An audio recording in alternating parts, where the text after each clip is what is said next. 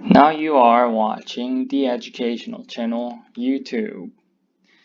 This is our first lecture for algebra.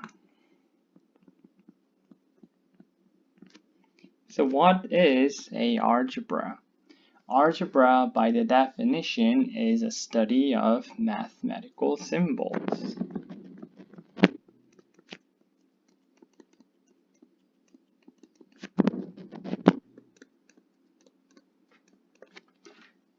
So anything that has a mathematical symbol will be called algebra. And in algebra, the biggest topic will be a variable.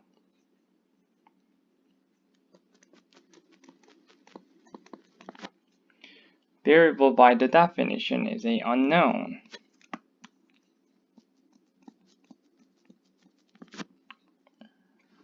Okay, so usually variables are represented as letters like A, B, X, Y, or Z. So if you assign a value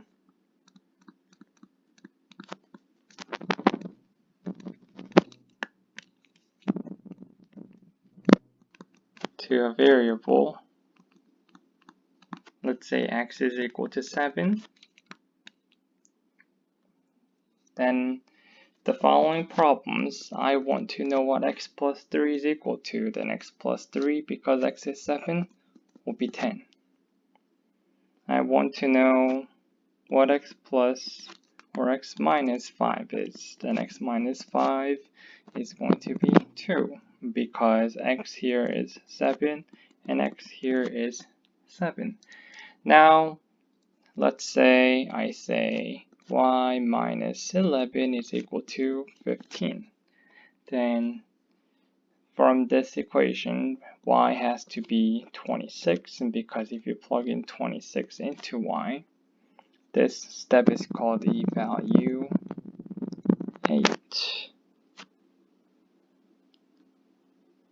Y is equal to 26. I plug in 26 instead of Y. So 26 minus 11 is equal to 15. You see this works. So we put the value of Y as 26 and we see it worked. So that two letters are called variables, and you can think about it as they have hidden values. Okay, so I just made an equation right here. Now you know variables. You want to know the difference between equation and expression.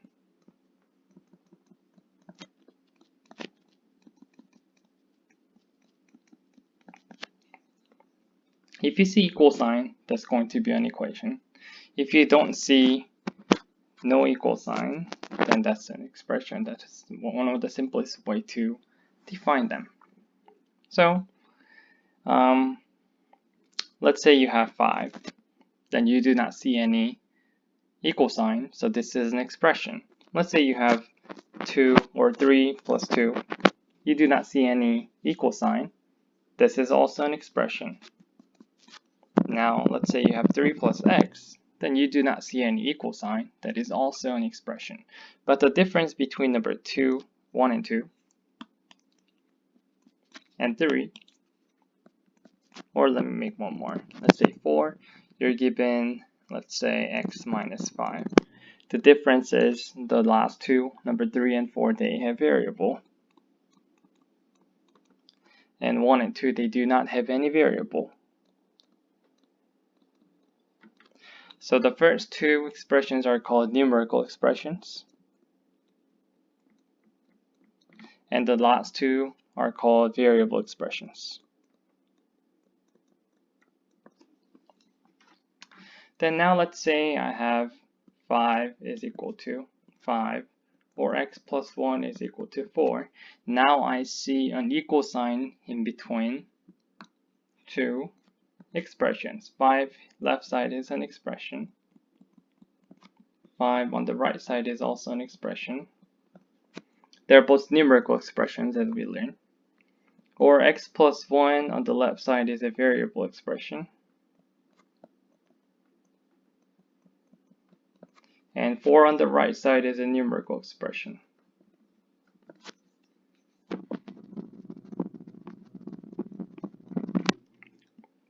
And now because there is an equal sign, we call the whole thing number 1 and number 2 an equation. So equation must be made up of an expression on the left side and an expression on the right side and the equal sign in the middle. Then expressions can have a special property. We can also evaluate an expression.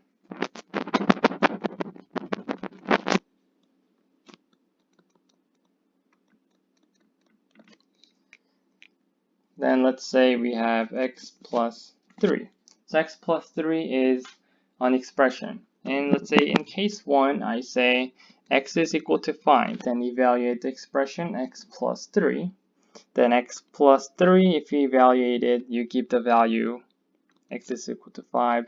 X plus 3 will be 8 in the first given x is equal to 5.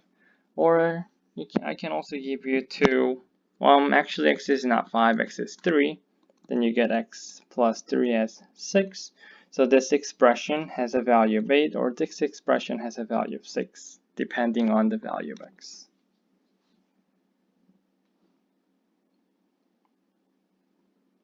Okay.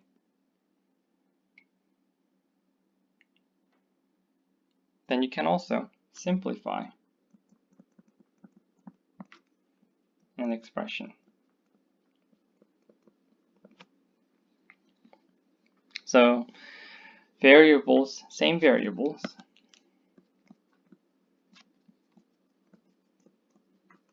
can be simplified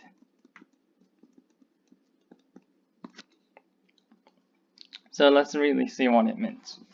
By the properties x plus x is equal to 2x. This tells you that x plus x plus x plus x will then be 4x. Now let's see if this is really true. So we are making some case studies.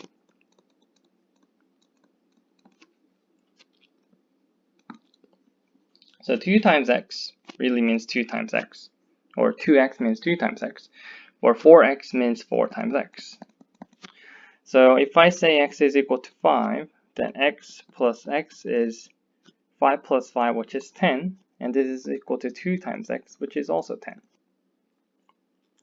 X plus x plus x plus x will then be 5 plus 5 plus 5 plus 5, which is 20, and this is equal to 5 times 4, which is also 20, and that is equivalent to 4x. So we see that this is true and that is true. And farther, 2x plus 4x then be 6x. So we see that we can maybe group them, factor x out to make x times 6. But the standard form is that we always want to put a number at the front and a variable at the back. So instead of x times 6, it's going to be 6x, the right answer. And I just used the term factoring right here. So let's learn what that is.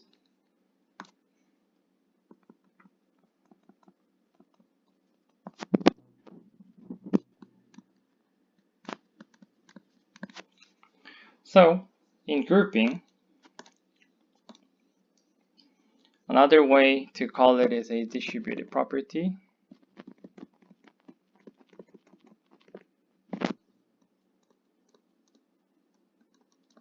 So distributive property is that if I use letters first, I can distribute A to B and A to C. I get AB plus AC.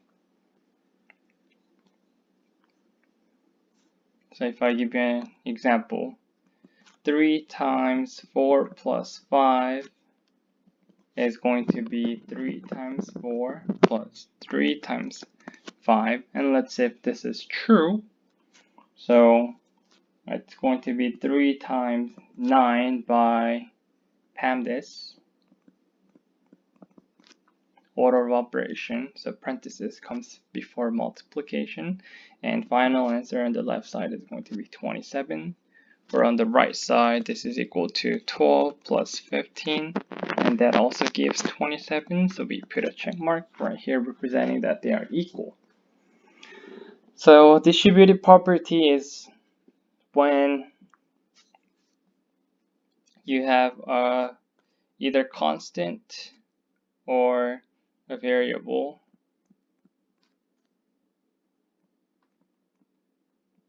being multiplied at the front of the parentheses, then you can distribute, you can share the value to the values inside the parentheses to make AB plus AC.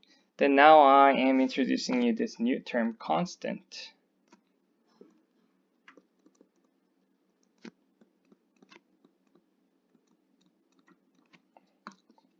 So remember, variables or letters,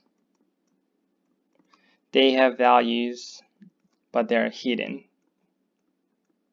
that you have to look for it, where constants are just numbers. So the values of those are given and known,